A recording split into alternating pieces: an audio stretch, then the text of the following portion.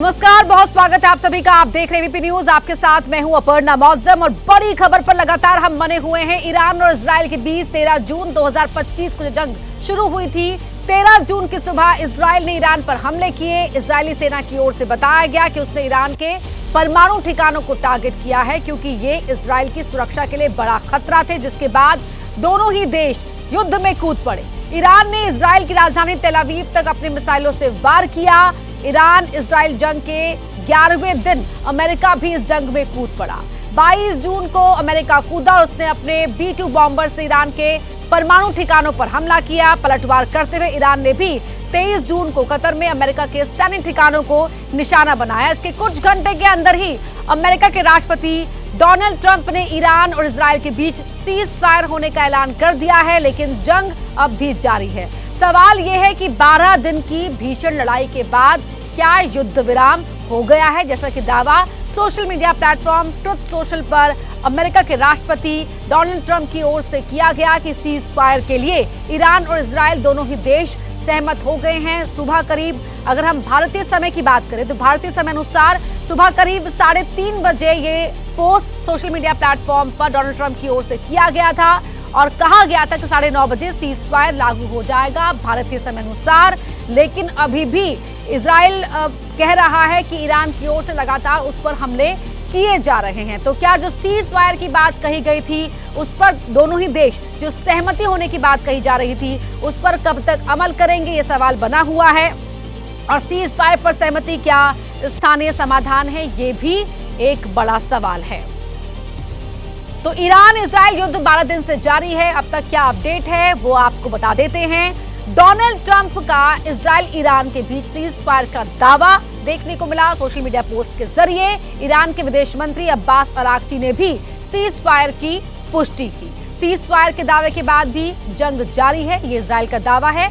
Israel कह रहा है कि ईरान उस पर अब भी मिसाइल से हमला कर रहा है। तेल अवीव में हमले का अलर्ट बज रहा है, अलर्ट जारी किया गया है, सायरन बज रहे हैं। ईरान ने इससे पहले कतर में जो यूएस एयर बेस था उस पर हमला किया था और वहीं इजराइल का सीज फायर पर कोई बयान नहीं आया है। हालांकि एक रिपोर्ट के दावे के मुताबिक ट्रंप ने इजराइल के पीएम नेतन्याहू से सीज फायर को लेकर बातचीत भी की थी। ये बड़ी खबर आपको बता रहे हैं। और एक और बड़ी खबर का रुख इस बीच कर रहे हैं। अमेरिकी मीडिया में डोनाल्ड ट्रंप ने एक इंटरव्यू दिया है। इस इंटरव्यू में क्या कुछ बातें डोनाल्ड ट्रंप ने की हैं वो आपको बता दें। ईरान इजराइल सीज फायर को लेकर क्या बोले हैं ट्रंप।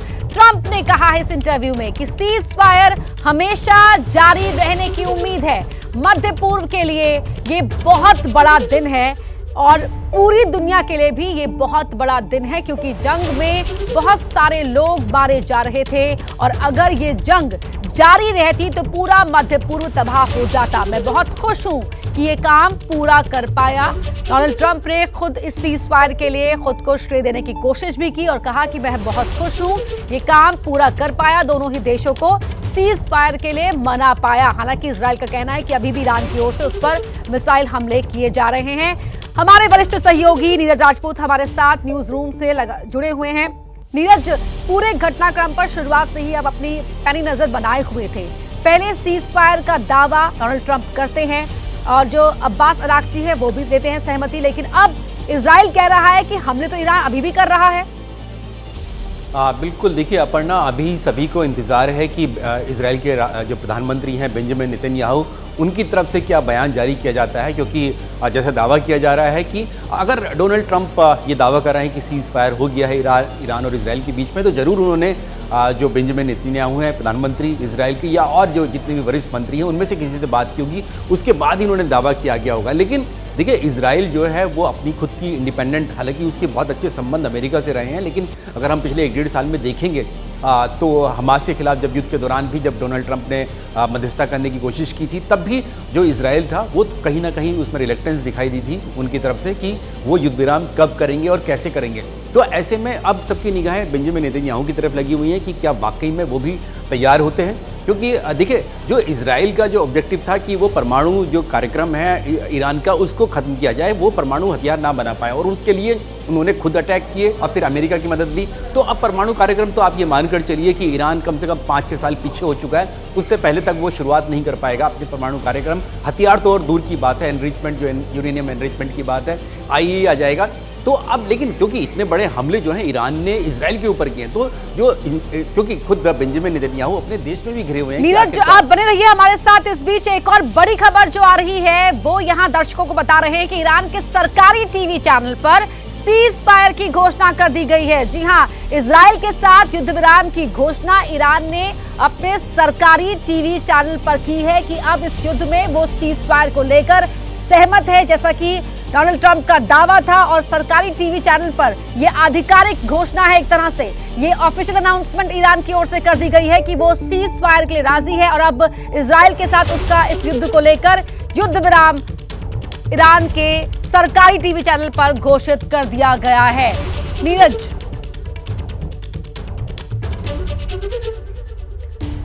तो बड़ी खबर आपको बता रहे हैं, ये देखिए, जब ये ऐलान किया गया ईरान के सरकारी टीवी चैनल पर सीज फायर की ऑफिशियल अनाउंसमेंट कर दी गई। और इस अनाउंसमेंट से पहले हमने आपको दिखाया था तस्वीरें तेहरान की कि किस तरह से वहां पर जनता सेलिब्रेट कर रही थी जो अमेरिका पर हमला हुआ, अमेरिका के यूएस बेस पर जो कतर में था ईरान की ओर से। और अब ईरान ने युद्ध विराम की घोषणा कर दी है और उसके लिए सरकारी टीवी चैनल पर घोषणा की। नीरज राजपूत जी, क्योंकि शुरुआत में ईरान के विदेश मंत्री अरगाची ने जरूर कहा था कि युद्ध जो है इजराइल ने शुरू किया, तो इजराइल की तरफ से युद्ध विराम की बात पहले आनी चाहिए। हालांकि अमेरिकी राष्ट्रपति ट्रंप ने भी कहा है, लेकिन तुरंत ही उन्होंने ये भी कहा कि मैं धन्यवाद देना चाहता हूं अपने सैनिकों को जो लास्ट समय तक लड़ते रहे।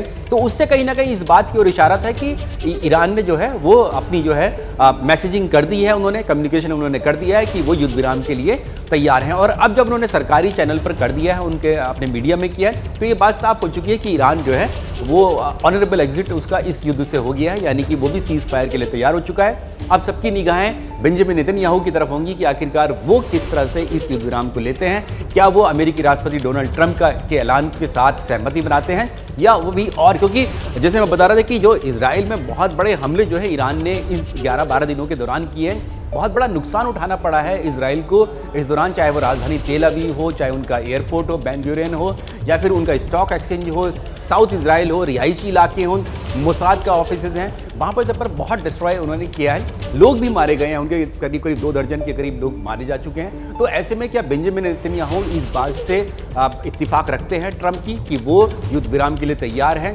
क्या इजराइल में, क्योंकि बेंजामिन नेतन्याहू की स्थिति भी अभी बहुत ज्यादा वोलेटाइल है अपने देश की राजनीति। बिल्कुल, और किंग बीबी का क्या रिएक्शन सामने आता है, उनकी प्रतिक्रिया का सभी को इंतजार है। नीरज, आप बने रहिए हमारे साथ। एक और बड़ी खबर इस बीच उसका रुख कर रहे हैं। ईरान ने इसी बीच सीज फायर के बीच ईरान का इजराइल पर मिसाइल अटैक, बहुत बड़ी खबर आपको बता रहे हैं।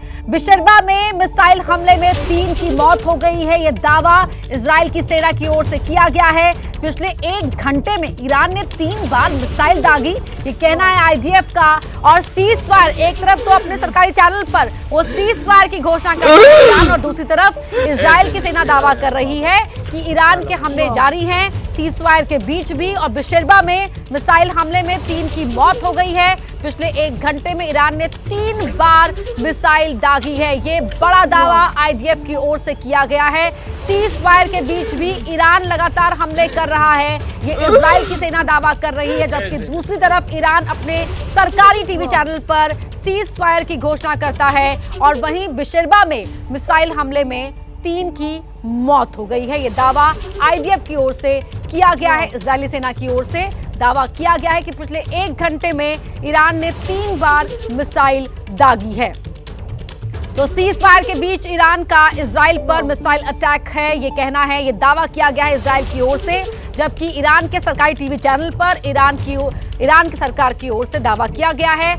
हमारे साथ खास मेहमान जुड़ रहे हैं, एसपी सिन्हा साहब हैं, डिफेंस एक्सपर्ट हैं। सर, ये जो पहले अनाउंसमेंट किया गया डोनाल्ड ट्रंप की ओर से कि 3 फेजेस में ये सीज फायर लागू किया जाएगा, और अब इस तरह के हालात जहां ईरान कह रहा है सीज फायर कर दिया गया है, इजराइल कह रहा है कि ये तो ईरान हमले कर रहा है। देखिए, इसको मैं इस तरह से देखता हूं कि जिस तरह से इजराइल ने इनका top military command control, top military leadership खत्म कर दिया है। इसका मतलब है कि जमीनी स्तर पे कोई कमांड कंट्रोल है ही नहीं। जो लोकल कमांडर्स हैं वो डिसाइड कर रहे हैं कि हमने मिसाइल इस्तेमाल करना है कि नहीं करना है। ये तो बहुत ही भयानक स्थिति है और इससे तो सीज फायर के जो स्टेटस पे वो बहुत बुरी तरह से अफेक्ट करेगा। और यदि इजराइल और नाराज हो गया तो वो सीज फायर को कैंसिल भी कर सकता है और एग्रेसिव मूड में आएगा। तो मेरा ख्याल है कि ईरान यदि सचमुच में चाहता है कि सीज फायर हो तो वो अपने कमांड जो लोअर रैंक्स के ऑफिसर्स हैं और जो कमांड स्ट्रक्चर है उसको तो कंट्रोल कर ले, पहले अपना घर तो ठीक कर ले, क्योंकि यदि आग और लगी तो फिर इजराइल पीछे हटेगा नहीं, फिर तो और एग्रेसिव मूड में आएगा। और बुद्धिमत्ता इसमें है कि सीज फायर हो, वो ईरान के हित में है, क्योंकि आपके साइंटिस्ट सब मारे गए, आपके टॉप मिलिट्री लीडरशिप मारे गए, आईआरजी के टॉप लीडरशिप मारा गया, आपका चीफ मारा गया, डिप्टी चीफ मारा गया, आपके गैस प्लांट सब बर्बाद कर गए, ऑयल डिपो पे अटैक हुआ है, मिसाइल डिपो पे अटैक हुआ है, इलेक्ट्रिक पावर यूनिट का जो 40% सप्लाई करता था ईरान को, उस पर अटैक हुआ है, आपके मिलिट्री एस्टेब्लिशमेंट को काफी चोट पहुंचाई गई है। और सबसे बड़ी बात है कि आपके पास यदि मिसाइल की इन्वेंट्री की बात करें तो कहा जाता है कि टोटल मिसाइल 1800 के करीब था, जिसमें से 23 जून तक 500 खर्च किया, बैलेंस बचा 1300। मैं अपर साइड लेता हूं, मैं 18,000 मान को लेके चलता हूं और 500 तो 13,000। ये कब तक लास्ट करेगा? ये मिसाइल कब तक लास्ट करेगा, ये प्रश्न उठता है। तो ईरान जानता है कि वो लड़ने की स्थिति में नहीं है। जो उसका जो मेन एसेट है मिसाइल, एयर डिफेंस सिस्टम उसका खत्म हो चुका है, एयर स्पेस टोटल इजराइल के कंट्रोल में है, और कोई सिस्टम है नहीं उसका। तो करेगा क्या? तो करेगा तो मिसाइल इस्तेमाल करेगा। तो मिसाइल तो अब इन्वेंट्री धीरे धीरे डाउन हो रही है। टर्की भी सप्लाई करेगा कि नहीं भगवान जाने, चाइना करेगा कि नहीं भगवान जाने। तो दूसरों के बदौलत ही कब तक जंग फेस करेगा, इसके पहले कि उसकी बेइज्जती हो। मेरा ख्याल है बुद्धिमत्ता इसमें है कि अपने लोअर ऑफिसर्स को कंट्रोल करो और इमीडिएट सीज फायर करवाओ, नहीं तो ईरान बहुत कष्ट में आ जाएगा। अगर वो अपने लोअर ऑफिसर्स को ही कंट्रोल नहीं कर पा रहे तो क्या ये ईरान के सुप्रीम लीडर की अस्थिरता दिखाता है, जो वहां पर सरकार का संकट पहले से ही चल रहा था, जो आंतरिक विरोध का सामना कर रहे थे वहां पर अली खामेनेई? खमानी तो बंकर में छुपे हैं, वो क्या कमांड कंट्रोल करेंगे? वो तो अपने परिवार, अपने बेटे को जान बचाने के चक्कर में बंकर में छुप गए हैं। जो बॉस है, जो फैसला ले सकता है, वो तो फैसला लेने की स्थिति में नहीं है। कोई कहता है कि वो बैडली हर्ट है, उसको चोट लगी है, वो होशो-हवास में नहीं है। तो पूरा जो कमांड कंट्रोल स्ट्रक्चर है वो पूरी तरह से बर्बाद, मुझे लगता है कि बर्बाद हो चुका है। और ये तो बहुत भयानक स्थिति है कि जो राजा और सेनापति हैं वही अवेलेबल नहीं है डिसीजन लेने के लिए। तो डिसीजन कौन लेगा? सिपाही नत्था सिंह और बंता सिंह, वही वो लोग ले रहे हैं। और वो उनकी तो सोच ऐसी है कि हम जिहाद करेंगे, हम ये करेंगे, वो करेंगे, फालतू का। जमीनी स्तर पर इनका परफॉर्मेंस 0 है और ये इस तरह की सोच रखते हैं। तो जब तक जो भी अभी हायर कमांड स्ट्रक्चर के जो भी अभी सर्वा हैं, हमें तो मेरा ख्याल है डिसीजन ले नहीं पा रहा है। बाकी जो सेकंड रिंग है, थर्ड रिंग है, वो तो डिसीजन ले, वो तो कम्युनिकेट करे लोअर ट्रूप्स को, सीज फायर इम्प्लीमेंट करो तुरंत, ओके रिपोर्ट दो। ये तो कम्युनिकेशन फेलियर है, ये तो कमांड स्ट्रक्चर फेलियर है, ये तो बहुत भयानक स्थिति है। और सोचिए यदि इनके पास न्यूक्लियर पावर होता और इस तरह के इनके ट्रूप्स हैं तो कुछ भी कर सकते थे, कुछ भी भयानक स्थिति पैदा कर सकते थे। इसीलिए इजराइल का डर बहुत सही है। ये रिस्पॉन्सिबल स्टेट है और इसको न्यूक्लियर पावर बनने नहीं देना है, जो कि इजराइल ने मकसद हासिल कर लिया है। तो ये अभी मेरा ख्याल है पाकिस्तान ने भी यही किया था हरकत, अब ये भी यही हरकत कर रहे हैं। सीज फायर मतलब सीज फायर, नो बुलेट्स, लेकिन जमीनी स्तर पे तो ट्रांसलेट नहीं हो रहा है। तो ये डिप्लोमेटिक लेवल पे, मिनिस्ट्रियल लेवल पे बात करने की जरूरत है। इजराइल को, अमेरिका को, शांति चाहते हो या युद्ध हम कंटिन्यू करें, बताओ। यदि 3-4 घंटे में शांति नहीं हुआ तो हम और एग्रेसिव मूड में जाएंगे, तब इनके होश ठिकाने आएगा। जी नीरज राजपूत, ये सूरत हाल जो है वो सम्मानहीनता की वजह से है, निरंकुशता की वजह से है, या क्या लग रहा है? और सीज फायर 3 चरणों में क्यों? सीज फायर फौरन क्यों नहीं? देखिए, ये जो डोनाल्ड ट्रंप ने ही डिक्लेयर किया है कि 3 चरणों में इस युद्ध विराम को जो है लागू किया जाएगा। पहले 4 घंटे में ईरान करेगा, फिर उसके बाद इजराइल करेगा और फिर उसके बाद पूरा जो है परमानेंट हो जाएगा। तो कहीं ना कहीं ये दिखाता है कि जो डोनाल्ड ट्रंप हैं वो भी इनको परखना चाहते हैं, चाहे ईरान हो इजराइल हो, कि उनको परखना चाह रहे हैं कि क्या वाकई में इस तरह से वो मानने के लिए तैयार हैं। क्योंकि देखिए ईरान तो अब मान चुका है, शुरुआत में उसने भी आनाकानी की थी कि वो मानने के लिए तैयार नहीं है, क्योंकि इजराइल ने युद्ध शुरू किया है तो पहले इजराइल ही इसको डिक्लेयर करेगा, अनाउंस करेगा कि वो युद्ध विराम करने जा रहा है, कोई अटैक नहीं करेगा। और अब जब उन्होंने ये युद्ध विराम करने के बाद तुरंत उनका दूसरा भी बयान सामने आ गया है उनके विदेश मंत्री का, विदेश मंत्रालय का, और उन्होंने अपने जो सैनिक हैं उनका धन्यवाद दिया कि उन्होंने आखिरी समय तक लड़ते रहे। तो यानी आखिरी समय तक लड़ते रहे यानी कि वो युद्ध विराम के लिए तैयार हैं, युद्ध खत्म करने के लिए तैयार हैं।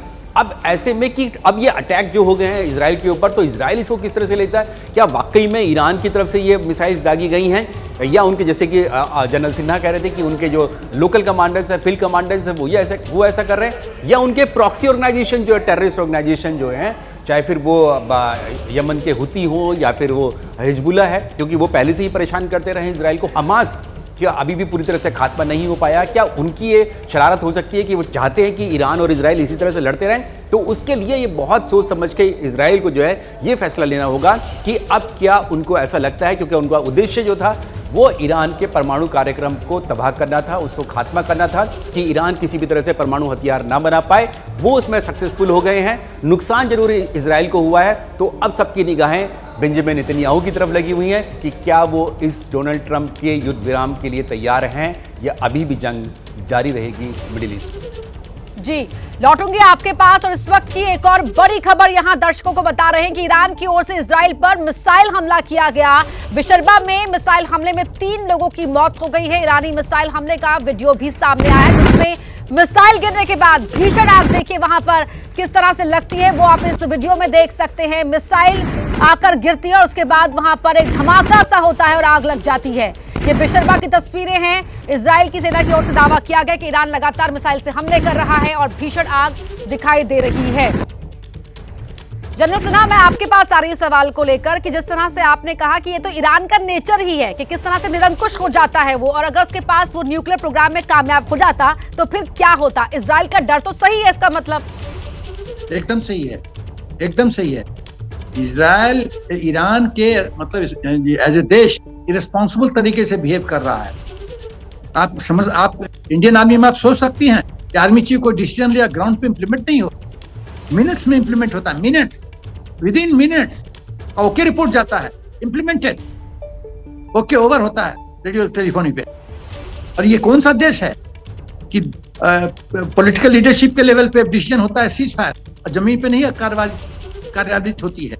ये तो बहुत भयंकर सीन है। इसीलिए इजराइल का जो भय है, वो अप्रिशिएशन है, वो सही है। इस स्टेट को ग्रांटेड नहीं ले सकते और अपना इनिशिएटिव अपने पास रखना पड़ेगा, और इनिशिएटिव अपने पास रख के इनको हमेशा उंगली के नीचे दबा के रखना पड़ेगा, नहीं तो ये तो कुछ भी गदर कर सकते हैं। और एक कंट्री, अभी जो मेरे पैनल स्पीकर बोल रहे थे, वो भी पॉसिबिलिटी हो सकता है कि ईरान ने 12 आतंकी संगठनों को अपना चमचा बना के रखा है। हुती है, ये सब है। तो क्या उनमें से एक लोग पंगा ले रहा है और हुक्म मानने से इनकार कर रहा है कि हम तो सीजफायर नहीं चाहते, हम तो लड़ेंगे? तो अपने लोकल कमांडर्स तुम्हारे पास कंट्रोल में नहीं है, एक पॉसिबिलिटी है। आपके जो 12 आतंकी संगठन है वो आपके पूरी तरह से कमांड कंट्रोल में नहीं है।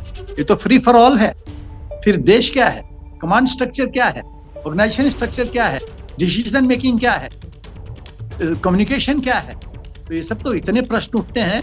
तो इसका मतलब है इजराइल और अमेरिका को 2 चीज करना चाहिए। इंटेलिजेंस के माध्यम से ये ढूंढना चाहिए कि ये जो गलती किया है किसने किया है, वहाँ के लोकल ट्रुप्स ने किया है या जो प्रॉक्सी ऑर्गेनाइजेशन आतंकी जैसे हुती वगैरह है वो सब उन्होंने किया है। और यदि उन लोगों ने हुती वगैरह ने किया है तो उनको टारगेट करने की जरूरत है, और यहाँ की पॉलिटिकल लीडरशिप को या कमांड स्ट्रक्चर को, फौज को बताने की जरूरत है। तुम्हारे बंदे, तुम्हारे आतंकवादी संगठन ही तुमको सपोर्ट नहीं कर रहे हैं और तुम्हारे फैसला का तिरस्कार कर रहे हैं, ये करने की जरूरत है। और यदि साबित हो जाता है कि लोकल कमांडर्स कर रहे हैं तो ठोको, इनको ठोको, और कोई सोल्यूशन नहीं है। और अभी तो इनके पास मिसाइल भी नहीं है, लड़ेंगे क्या? कैसे लड़ेंगे? मुझे तो समझ में नहीं आता है, लड़ेंगे कैसे? एयर डिफेंस नहीं है, तुम्हारा पूरा आकाश इजराइल के कंट्रोल में है, उसके फाइटर जेट अपने मर्जी से जाते हैं, ठोक के आ जाते हैं, तुम एक डैमेज नहीं कर पाते हो। तुम्हारे पास एयरफोर्स थोड़ी टोटली जीरो है, मिसाइल की संख्या बहुत नीचे चली गई है। अब टर्की भी, अब एक और एंगल में बताना चाहता हूँ, ईरान मुझे लगता है ये जो शिया सुन्नी की लड़ाई है ना, उसका कॉन्स्पिरेसी षड्यंत्र मेरे को सामने नजर आता है। क्योंकि मिडिल ईस्ट के जितने मुस्लिम कंट्रीज हैं वो चाहते हैं, उन्होंने सिचुएशन क्रिएट किया कि ये ईरान इनिशिएटिव ले, ये पंगा ले इजराइल से और ये बर्बाद हो, और फिर लीडरशिप पूरी तरह से हमारे हाथ में आ जाएगा। क्योंकि ईरान तो काफी हद तक चौधरी बनने की कोशिश करता है मुस्लिम वर्ल्ड का।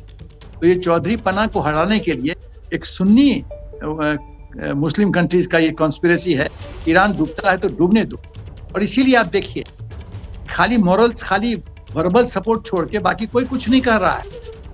ट्रुप्स क्यों नहीं भेजता ईरान को बचाने के लिए? तो वो सपोर्ट नहीं है, खाली जबानी कि लड्डू खा लो, लड्डू है ही नहीं थाली में, तो ऐसे तो नहीं चलेगा ना। तो इसका मतलब है, मेरा ख्याल इस एंगल को भी इस एंगल से देखने की जरूरत है कि क्या सुन्नी वर्ल्ड, यानी कि जो अरब कंट्रीज साथ देने की बात कर रही थी, वो कथनी और करनी में अंतर है, क्योंकि उनके फायदे में है ईरान का कमजोर होना। नीरज राजपूत, क्या इससे जो पावर टसल है उसमें बैलेंस देखने को मिल सकता है?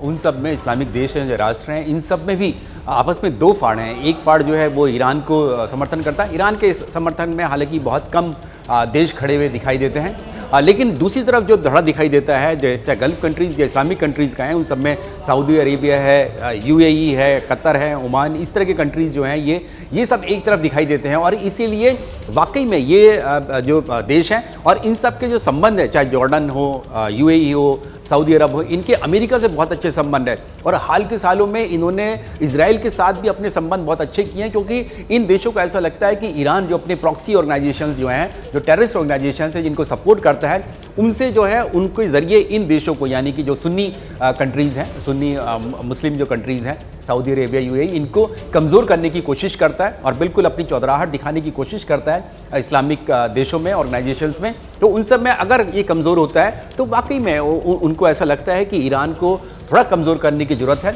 और ये हमने देख भी लिया 10-12 दिनों में, और पिछले 1-1.5 साल में भी उसके जितने प्रॉक्सी ऑर्गेनाइजेशंस हैं, चाहे वो हमास हो, पूरी तरह से बर्बाद कर चुके हैं, हिजबुल्लाह पूरी तरह से बर्बाद हो चुका है, और साथ ही यमन के जो हुती विद्रोही हैं उनके ऊपर भी बहुत बड़े हमले किए गए हैं। तो बहुत कमज़ोर हो गया है। और अब इस 11-12 दिनों की लड़ाई में भी जो ईरान है, चाहे उनके आर्मी चीफ हो, एयरफोर्स चीफ हो, उनके IRGC चीफ हो, या फिर उनके जो रक्षा मंत्रालय का जो हेडक्वार्टर है वहाँ पर अटैक हो, तेहरान के अंदर इतने बड़े अटैक किए गए, परमाणु संयंत्र उनके जो है बर्बाद कर दिए गए, सैन्य ठिकाने, कल ही 6 एयरफील्ड्स उनके बर्बाद कर दिए गए। उनके पास फाइटर जेट्स नहीं है लड़ने के लिए। उनके पास आखिरी फाइटर जेट 1991 में ईरान को मिला था, और वो भी कल इजराइल ने जो एयर स्ट्राइक की है उन सब में बर्बाद हो गए। तो बहुत कमज़ोर इस वक्त जो है वो ईरान रह गया। अगर कहें, ये कहना कोई अतिशोक्ति नहीं होगा कि इस वक्त ईरान में सिर्फ और सिर्फ जो खामनी है, सुप्रीम लीडर हैं, वो बच गए हैं, और वो भी किसी बंकर में छिपे हुए हैं। वहीं से वो दिशा निर्देश अगर दे रहे होंगे तो दे रहे होंगे।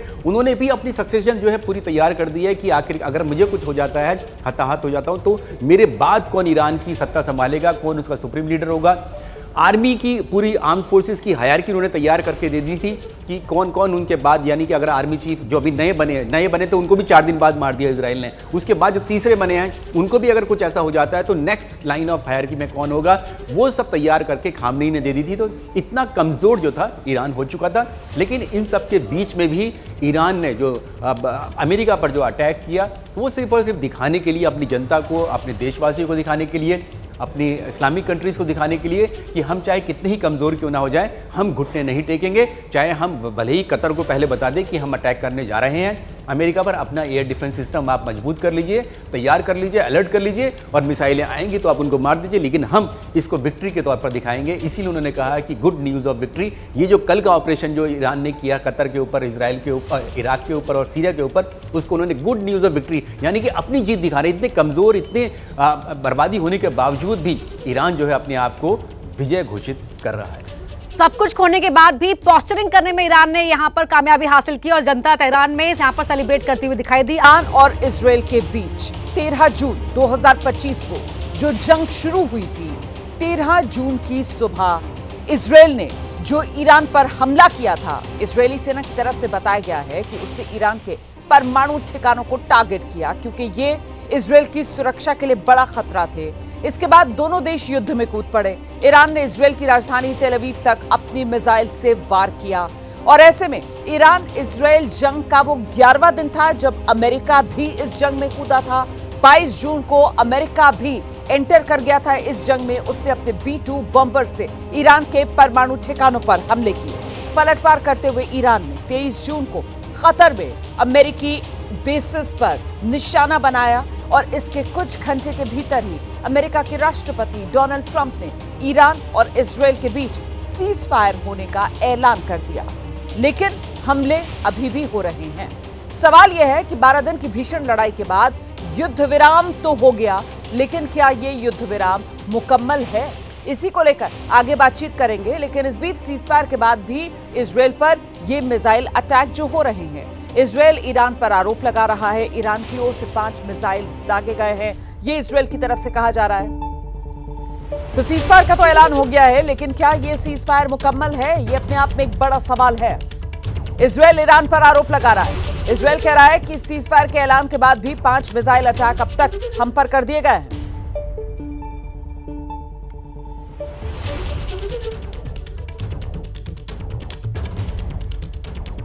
तो सबसे बड़ी खबर सबसे पहले एबीपी न्यूज पर आप देख रहे हैं। बीती रात जिस तरीके से ईरान की तरफ से अमेरिका की इस युद्ध में एंट्री के बाद अमेरिका के जो बेसेस हैं, सैन्य ठिकाने मिडिल ईस्ट, उनमें से कतर, उस पर निशाना साधा गया और इसके बाद ईरान में खुशियों की लहर दौड़ पड़ी क्योंकि लोगों को ऐसा लगा कि ईरान इस जंग में बढ़त हासिल कर रहा है। लेकिन उसके कुछ देर बाद ही अमेरिकी राष्ट्रपति डोनाल्ड ट्रंप की तरफ से दोनों देशों के बीच युद्ध विराम की सहमति का ऐलान किया गया। पर वो युद्ध विराम की जो सहमति की बात कही गई है और वो युद्ध विराम जो स्टेज वाइज होना है, उसी को लेकर अब सवाल इसलिए खड़े हो रहे हैं क्योंकि इजरायल ये कह रहा है कि ईरान तो हम पर हमले कर रहा है। इसी पर जरा चर्चा करेंगे। हमारे साथ हमारे दो सहयोगी नीरज राजपूत और आशीष कुमार सिंह मौजूद हैं और साथ ही खास मेहमान major general retired SP Sinha साहब इस वक्त इस चर्चा में हमारे साथ जुड़ रहे हैं। बहुत स्वागत आप सभी का। सबसे पहले जरा अपडेट लेते हैं, नीरज राजपूत के पास आपको लेकर चलेंगे और जरा जानते हैं नीरज से। नीरज, युद्ध विराम का ऐलान होने के बावजूद इजरायल की तरफ से कहा जा रहा है कि ईरान तो बाजी नहीं आ रहा है, अपडेट क्या है नीरज? बिल्कुल, देखिए, जो युद्ध विराम का जो घोषणा की डोनाल्ड ट्रंप ने की, अमेरिकी राष्ट्रपति ने, उसके बाद जो ईरान है उसने भी इस बात को स्वीकार कर लिया है कि युद्ध विराम हो गया है कतर की मध्यस्थता से। लेकिन अभी इजराइल की तरफ से जो है बात सामने नहीं आई, ना कोई बयान सामने आया है, ना बेंजामिन नेतन्याहू की तरफ से आया है कि क्या वो जो अमेरिकी राष्ट्रपति डोनाल्ड ट्रंप से उससे सहमत है। और इन सब के बीच में IDF जो इजरायली डिफेंस फोर्सेज है, उन्होंने ये एलिगेशन लगाया है, आरोप लगाया, बड़ा आरोप, कि ईरान की तरफ से जो है मिसाइल अटैक अभी भी हो रहे हैं, उनके शहरों पर हो रहे हैं। तो क्या वाकई में जो ईरान की तरफ से ये मिसाइल दागी गई हैं या जो ईरान के प्रॉक्सी ऑर्गेनाइजेशंस हैं, हुती है, हमास है, हिजबुल्लाह है, क्या वो तो ये शरारत नहीं कर रहे हैं? वो तो नहीं चाहते हैं कि कहीं ऐसा ना हो कि युद्ध विराम हो जाए ईरान और इजराइल के बीच में? तो ये सबकी निगाह इस और लगी हुई है कि ईरान क्या कहता है, क्योंकि जो डोनाल्ड ट्रंप ने जो सीज फायर का जो शेड्यूल दिया है उसमें 4 घंटे और उसके बाद फिर 12 घंटे का उन्होंने शेड्यूल दिया है, तो चरणों में दिया गया है। तो अब इस सबकी निगाह सिर्फ और सिर्फ बेंजामिन नेतन्याहू की तरफ है कि क्या वो इस बात को स्वीकार करते हैं कि जो उनका उद्देश्य था परमाणु हथियार ना बना पाए ईरान, उसको उन्होंने तबाह कर दिया, उनके परमाणु संयंत्रों को। लेकिन बड़ा नुकसान पिछले 11-12 दिनों में इजराइल को हुआ है, तो क्या उसके लिए वो स्वीकार करेंगे? क्या उनकी जनता इस बात को स्वीकार करेगी? बिल्कुल, ऐसे में आशीष, निगाहें अभी इजराइल के अगले कदम पर आकर टिक गई हैं क्योंकि जो स्टेज वाइज युद्ध विराम का ऐलान डोनाल्ड ट्रंप की तरफ से किया गया, उस पर पहली जिम्मेदारी ईरान पर, और वहीं इजराइल कह रहा है कि ईरान तो बाज नहीं आ रहा है। आशीष, बिल्कुल, ये देखना बड़ा दिलचस्प होने वाला है कि आखिर इसके कॉन्टोर्स क्या हैं, क्या कंडीशंस हैं। इजराइल ने आखिरकार इस सीज फायर को माना तो क्यों माना, क्योंकि और क्या ये दोनों पक्ष राजी हो गए हैं 2 स्टेट सोल्यूशन के लिए? टेरिटरीज को लेकर के क्या तय हुआ? इजराइल की तरफ से अभी तक कुछ कहा नहीं गया है। बिल्कुल ठीक बात नीरज कह रहे हैं कि ये देखना है कि उनके न्यूक्लियर कार्यक्रम को लेकर के आखिर इजराइल ने अपना क्या पक्ष रखा, किस बात पर अमेरिका के साथ सहमति बनी। ये भी देखना बड़ा इंटरेस्टिंग होगा कि क्या डोनाल्ड ट्रंप ने जो सीज फायर अचीव किया है उसमें ईरान उस न्यूक्लियर डील के लिए अमेरिका के साथ फाइनली राजी हो गया, जिस पर अभी तक वो शर्तों पर राजी नहीं हो रहा था अपनी एनरिचमेंट को कम करने के लिए। तो बहुत से सवाल हैं जिसको लेकर के तमाम पूरा विश्व अभी सोच रहा होगा कि इसके जो कॉन्टोर्स हैं वो बाहर निकल कर आएँ। और जिस तरह से इजराइल, रोमाना आप लगातार दिखा भी रही हैं कि ये दावा कर रहा है कि ईरान की तरफ से हमले फिलहाल इजराइल पर जारी हैं, तो आखिर ये सीज फायर अचीव हुआ है तो कैसे हुआ है? बहरहाल दुनिया के सबसे शक्तिशाली व्यक्ति अमेरिकी राष्ट्रपति डोनाल्ड ट्रंप ने कहा है, तो निश्चित तौर पर दोनों पक्षों से बात करके इसका ऐलान किया होगा। कुछ देर इंतजार करना पड़ेगा इजराइल का पक्ष, और उसके बाद पता चलेगा कि आखिर शर्तें क्या है जिसके आधार पर यह सीज फायर ऐलान किया गया है। महत्वपूर्ण बात आप कह रहे हैं। अब हम दर्शकों को लेकर चलेंगे जनरल सिन्हा के पास। जनरल सिन्हा, जिस बात का जिक्र मेरे दोनों सहयोगी भी कर रहे थे कि साहब क्योंकि अब अमेरिका ने कह दिया है तो फिर ये मानकर चलिए आप कि सीज फायर तो हो गया है, युद्ध विराम तो हो गया है, लेकिन सवाल ये कि ये जो युद्ध चला 12 दिन तक, जिसमें एंट्री अमेरिका ने भी ले ली, और एक वक्त तो ऐसा लग रहा था कि ये तीसरे विश्व युद्ध की आहट क्या उसी मुहाने पर लाकर दुनिया को खड़ा कर दिया गया है। अचानक से ये युद्ध विराम हो जाता है और उसमें भी चौधरी अमेरिकाई बनकर उभरता है। इसमें किसने क्या हासिल किया सर? देखिए, इसको मैं इस तरह से देखता हूं कि मिस्टर ट्रंप की जो लोकप्रियता, विश्वसनीयता धीरे धीरे नीचे जा रही थी। यदि सचमुच में ये सीज फायर हो जाता, जिसमें मुझे अभी डाउट है, ओके, तो मुझे डाउट है कि ग्राउंड पे इम्प्लीमेंट होता कि नहीं होता है, उसका कारण मैं बताऊंगा। तो सबसे बड़ा फायदा जो होगा वो मिस्टर ट्रंप के छवि की होगी। और ये सीज फायर होता है तो मिस्टर ट्रंप को ये इच्छा है, भूख है कि उनको किसी तरह से नोबेल प्राइज मिले। तो उस एफर्ट में, उस सोच में थोड़ा सा एडवांटेज ट्रंप होगा। और उसके जो कुछ लोग हैं वेल विशर्स, वो कहना शुरू करेंगे कि वर्ल्ड वॉर 3 को अवॉइड कर दिया मिस्टर ट्रंप ने, उन्हीं की इनिशिएटिव से ये काम हुआ है। तो क्रेडिट पूरी तरह से लेने की कोशिश करेंगे, अपनी स्टैंडिंग अमेरिका में उनकी बढ़ेगी। तीसरी बात जो फायदा जो मैं देखता हूं कि इजराइल को फायदा होने जा रहा है, क्योंकि $720 मिलियन एवरी डे इजराइल का एक्सपेंडिचर है। तो क्या ये आर्थिक स्टेटस को इजराइल को अफेक्ट नहीं कर रहा है? आर्थिक स्टेटस क्या ईरान को भी अफेक्ट नहीं कर रहा है? तो इस तरह से आप देखिए तो आपको लगेगा कि ये सचमुच में सीज फायर हो जाता है तो काफी हद तक एडवांटेज इजराइल है, छवि की एडवांटेज ट्रंप की है। वर्ल्ड वॉर 3 अवॉइड होने की पूरी तरह से जो शंका है वो खत्म हो जाएगी, और इकोनॉमिकली इजराइल और अमेरिका भी गेन करेंगे, और इकोनॉमिकली ईरान भी गेन करेगा। लेकिन सबसे बड़ी बात है, अब हम पॉइंट वाइज चलते हैं। क्या पीस सीज फायर के लिए एग्रीमेंट हुआ? तो ईरान भी कह रहा है कि एग्रीमेंट हुआ। कतार कहता है कि हमने ये मध्यस्थता करके सीज फायर करवाया है। मिस्टर ट्रंप खुद कह रहे हैं कि सीज फायर हुआ। तो मिस्टर ट्रंप कह रहे हैं, ईरान खुद कह रहा है सीज फायर हुआ। तो जमीनी स्तर पे क्यों नहीं ट्रांसलेट हुआ? फैसला हुआ, मानता हूं, जमीनी स्तर पे क्यों नहीं ट्रांसफॉर्म किया, इंप्लीमेंट क्यों हुआ? तो इसके दो कारण हैं कि जो कमांड एंड कंट्रोल इन कारणों पर मैं आऊंगी सर। ये क्यों अभी तक जमीनी स्तर पर इंप्लीमेंट नहीं हो पा रहा है, लागू होता हुआ क्यों नजर नहीं आ रहा है? क्यों अभी भी इजराइल की तरफ से सवाल उठाए जा रहे हैं और आरोप लगाए जा रहे हैं कि साहब हम पर तो अभी भी ईरान जो है वो मिसाइल दाग रहा है? इसकी वजह जानेंगे आगे जनरल सिन्हा से, लेकिन इस बीच एक और बड़ी खबर आ रही है। ट्रंप के सीज फायर के ऐलान के बाद शेयर बाजार गुलजार। बड़ी खबर यह है कि शेयर बाजार में जबरदस्त उछाल देखने के लिए मिल रहा है। सेंसेक्स में 800 से ज्यादा अंकों की और निफ्टी में करीब 240 से ज्यादा अंकों की बढ़त देखने के लिए मिल रही है, और इसी बढ़त के साथ आज बाजार खुले हैं। देखिए, अभी 9:36 का समय हो रहा है और अभी अभी बाजार खुला है, और ऐसे में बाजार उछाल के साथ, बाजार बढ़त के साथ खुला है।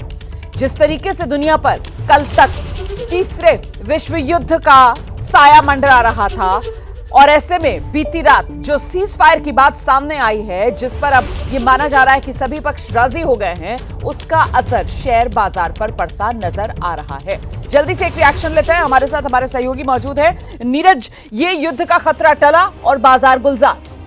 बिल्कुल, देखिए, जिस तरह से कल जब ईरान ने ऐलान किया था कि वो स्ट्रेट ऑफ हॉर्मुज को बंद कर देगा, नेवल ब्लॉकेट कर देगा, उसके बाद से ही बहुत ज़्यादा चिंता पूरे दुनिया भर में थी कि आखिरकार तेल की सप्लाई कैसी होगी, क्योंकि कम से कम 20-25% जो है सप्लाई जो थी वो स्ट्रेट ऑफ हॉर्मुज से होती है, जो कि पर्शियन गल्फ को अरब सागर से जोड़ता है। जितने भी गल्फ कंट्रीज़ हैं उनका सबका ऑयल जो रूट था, सी रूट, वहीं से होकर गुजरता था। तो उससे कहीं ना कहीं जरूर ये बात आ रही थी कि सामने कि आखिरकार किस तरह से इन्फ्लेशन यानी महंगाई पूरी दुनिया में बढ़ जाएगी, क्योंकि तेल के दाम बढ़ जाएंगे, कच्चे तेल के दाम बढ़ जाएंगे। लेकिन अब जब ये सीज फायर हो गया है तो वाकई में ये सभी के लिए बहुत एक बड़ी खबर है, और इसीलिए बड़ी राहत वाली खबर है। और बड़ी बात ये है, देखिए इसमें आशीष का भी जरा रुक कर लेते हैं। आशीष, दुनिया इस बात को महसूस कर रही है, क्योंकि हम सब जानते हैं कि बाजार सेंटिमेंट पर चलता है, मतलब दुनिया इस बात को महसूस कर रही है कि खतरा टल गया है विश्व युद्ध का। आशीष जी हाँ, बिल्कुल। देखिए, जब शांति की स्थिति होगी और ऑयल प्राइसेस उस रीजन में किस तरह का इम्पैक्ट आ सकता था, नीरज बता रहे थे, और अगर ऑयल प्राइसेस शूट अप नहीं होंगे उसका ट्रिकल डाउन इफेक्ट क्या होता है पूरे विश्व में, तमाम दूसरे प्रोडक्ट्स पर, कमोडिटीज़ पर। रोमाना आप अच्छी तरह जानती हैं, पूरा विश्व जानता है कि कितने सारे चीज़ों की प्राइसेस जो वो स्पाइरल अप हो जाती, कितनी बढ़ जाती है। ऐसा में कितना बड़ा संकट पूरे विश्व के सामने आ जाता। और जिस स्ट्रेट की बात नीरज कर रहे हैं, वहाँ से आप सोचें कि कितने बड़ी मात्रा में ऑयल जो है वो एशियन कंट्रीज़ को भी आता है, तो हम पर भी कितना इम्पैक्ट आता है। तो मुझे लगता है ये उसी का रिफ्लेक्शन है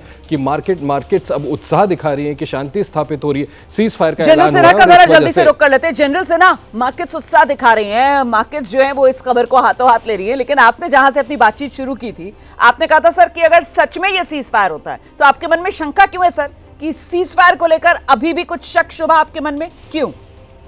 संस्कृत में कहावत है, प्रत्यक्षम की प्रमाणम। प्रत्यक्ष को प्रमाण की कोई जरूरत नहीं होती है। सीज फायर हुआ तो ग्राउंड पे इंप्लीमेंट क्यों नहीं हुआ? अभी फायरिंग मिसाइल्स क्यों फायर हो रहे हैं ईरान की तरफ से?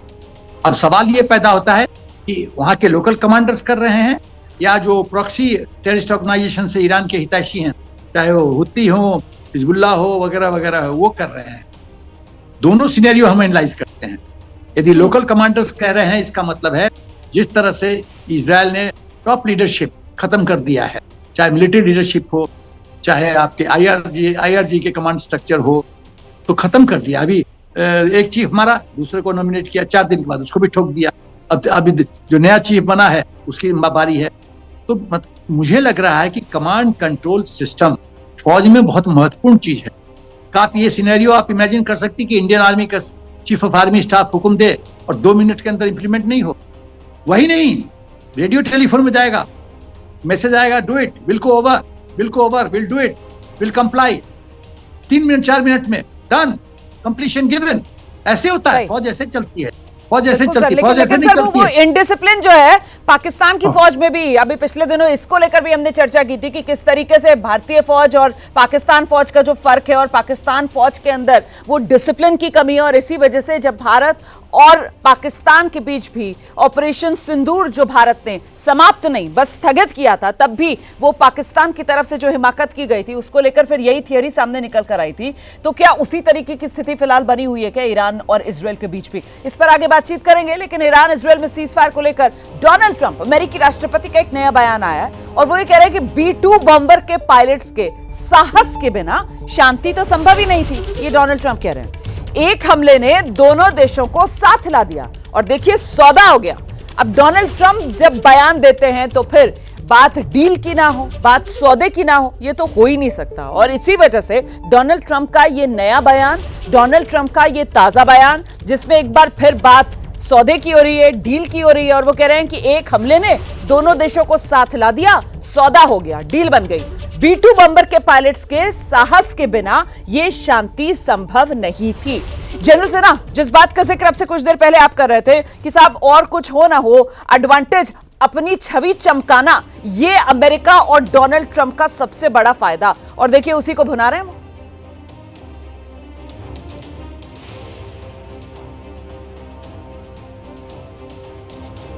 जनरल से ना मुझे लगता है उनसे हमारा संपर्क नहीं हो पा रहा है, कुछ कनेक्शन में प्रॉब्लम आ गई है। सीधे नीरज के पास दर्शकों को लेकर चलेंगे। नीरज, मतलब यहां पर भी सारा श्रेय खुद लेने में सबसे आगे डोनाल्ड ट्रंप, कि अगर उनके B-2 बॉम्बर नहीं होते तो फिर ये युद्ध विराम नहीं हो पाता। नीरज, देखिए रोमाना, ये बात छिपी नहीं रही है कि डोनाल्ड ट्रंप को किस तरह से कितना ज़्यादा वो डेस्परेट हो चुके हैं नोबेल पीस प्राइज़ पाने के लिए और साथ ही डील कराने के लिए। और इसीलिए आप देखिए ना, इजराइल के जो प्रधानमंत्री हैं बेंजामिन नेतन्याहू, वो उनका बयान अभी तक क्यों नहीं आया है। जो इजराइल के विदेश मंत्रालय है, इजराइल के संबंध अमेरिका से कितने मजबूत संबंध दोनों देशों के हैं, उन सब के बावजूद भी डोनाल्ड ट्रंप के बयान के आने के बाद अभी इतना टाइम बीत चुका है, कई घंटे बीत चुके हैं, लेकिन इजराइल की तरफ से कोई बयान नहीं आया। अब आप इसको देखिए, भारत और पाकिस्तान के सिनेरियो में अगर आप इसको देखें तो जब डोनाल्ड ट्रंप ने अनाउंसमेंट किया था तो तुरंत उसके बाद जो था भारत का भी बयान आ गया था, पाकिस्तान का भी बयान आ गया था। लेकिन जो डील जो हुई थी, जो युद्ध विराम हुआ था भारत और पाकिस्तान के बीच में, वो ट्रंप ने पूरा श्रेय उसका ले लिया। अब पिछले जब से ऑपरेशन सिंदूर खत्म हुआ तब से कम 1 दर्जन से ज़्यादा बार वो इस बात को बोल चुके हैं, जबकि भारत बार बार कह रहा है कि नहीं, उनका कोई रोल नहीं था। इसीलिए जो इजराइल के जो प्रधानमंत्री बेंजामिन नेतन्याहू हैं, वो फूक कर कदम रख रहे हैं। वो देखना चाह रहे हैं कि वाकई में क्या डोनाल्ड ट्रंप भी बहुत सीरियस हैं उनको लेकर, क्योंकि उन्होंने खुद ही इजराइल के लिए बोल दिया था कि इजराइल सक्षम ही नहीं है ईरान के परमाणु जो कार्यक्रम को तबाह करने के लिए, खत्म करने के लिए, और उसके लिए अमेरिका को कूदना पड़ेगा। तो कहीं ना कहीं उन्होंने इजराइल को और बेंजामिन नेतन्याहू को भी एक ऐसी कंडीशन में लाकर खड़ा कर दिया था, ऐसी सिचुएशन में लाकर खड़ा कर दिया जहां पर एम्बैरेसमेंट, क्योंकि इजराइल की जो फोर्सेज हैं, इजराइल जो ऐसे strong country, military powerful country है, उन सबको आप ये कह देते हैं कि आप ईरान से सक्षम नहीं है उनसे लड़ने के लिए। उनके जो आपने बमबारी की है, आपने उनके परमाणु ठिकानों पर किया, उनका कोई असर ही नहीं हुआ। इसीलिए हम B-2 बम्बर लेकर आए और B-2 बम्बर से हमने जो वहां पर अटैक किया और उसके बाद वो दिखा रहे हैं। और अब जो ये बयान आया है साफ तौर से दिखाता है कि अब अमेरिका ये कहेगा दुनिया से कि अगर आपको 90 मीटर नीचे जाकर बंकर को बस करना है तो आप ये GBU बम ले लीजिए, हमसे ले लीजिए। हमारे पास ये बम है जो 90 मीटर जाके अंदर जाके 30,000 पाउंड एक्सप्लोजिव है इसके अंदर। अगर आपको दुश्मन को ठिकाने लगाना है तो हम देने के लिए तैयार हैं दुनिया को। लेकिन ये तो शायद अमेरिका किसी के साथ साझा करना नहीं चाहता। बिल्कुल करेगा, ये डील करेगा, जरूर करेगा। उसकी इकोनॉमी, मिलिट्री इकोनॉमी पर डिपेंडेंट है यूएस। ठीक है, आइए जनरल से ना एक और सौदा, एक और डील करने का मौका अमेरिका को मिल गया है। एकदम आप मेरी आवाज सुनाई पड़ रही है आपको? जी सर। हाँ, मैं ये कह रहा हूँ कि मिस्टर ट्रंप का पर्सनालिटी आप समझिए। वो बिजनेसमैन है, वो मार्केटिंग एक्सपर्ट हैं, वो जो थोड़ा सब स्टैंडर्ड माल भी है उसको बेचने की क्षमता रखते हैं बाई प्रोपेगेंडा या नैरेटिव क्रिएट करना या परसेप्शन वॉर करके। तो अभी वो कोशिश करेंगे, जैसा मैंने कहा, क्रेडिट लेने का, तो अपनी छवि जो डाउन हुई थी उसमें इजाफा करने का, अपना नोबेल पीस प्राइज का उसमें गेमिंग शुरू करने का।